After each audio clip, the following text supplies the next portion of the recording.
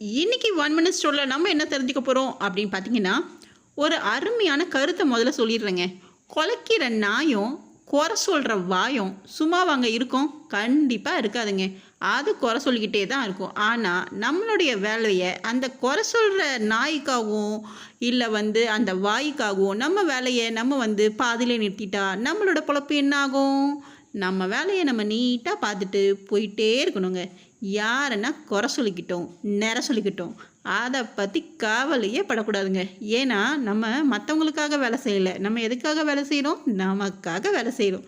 அதனால நம்ம வேலைய நீட்டா பார்த்துட்டா, அதுக்கான கூலிய மேல ஒருத்தன் பார்த்து கணக்கு போட்டுட்ருக்காங்க. அவன் குடுத்துட்டு போவான். மத்த வாய்க்காகலாம் நம்ம வேலை செஞ்சு பொழப்பு நடத்த முடியுமாங்க? நம்ம வேலைய நம்ம தாங்க பார்க்கணும். நம்ம பொழப்ப நம்ம தாங்க பார்க்கணும்.